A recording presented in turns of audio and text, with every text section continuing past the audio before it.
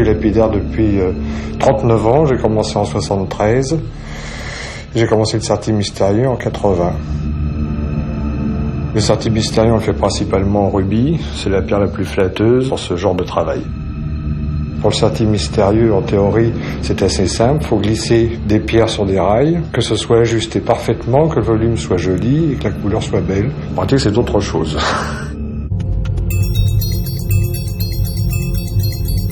Alors, la technique, elle date des années 30, à peu près. C'est M. Langlois, un joaillier, qui a mis cette technique au point avec Van Cleef. Ça a vraiment été une technologie révolutionnaire. On n'a rien trouvé de mieux depuis.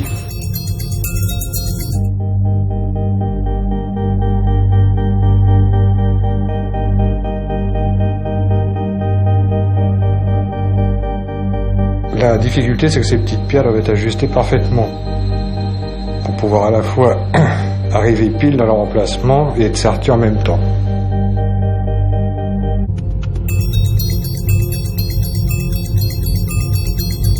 Quand on taille une pierre, on est obligé de les encimenter sur des bâtons.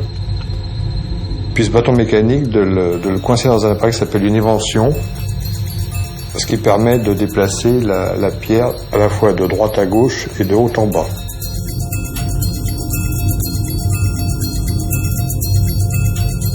Ensuite, on va chever les pierres à l'aide d'une petite scie. Et c'est avec ça qu'on va faire la petite rainure dans la pierre pour arriver à ce qu'elle puisse glisser et se sertir à côté des autres pierres. Ce qui est unique, c'est ce système de porte. C'est la porte qui va faire qu'on va pouvoir alimenter la pièce. Et ensuite, on va ajuster les pierres sur cette même porte. Et ensuite, cette porte viendra s'ajuster parfaitement pour fermer la pièce et servir comme une clé de voûte à bloquer toutes les pierres.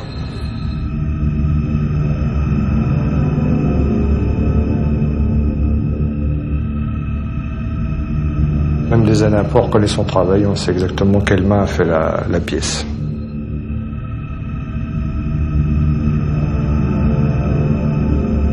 Ce qui fait la réputation de la maison Van Cleef, ça a toujours été l'exigence en matière de qualité, aussi bien concernant la qualité de la joaillerie, la sélection des pierres, le travail du serti, du poli. Et donc, c'est une maison qui a voulu toujours être au top.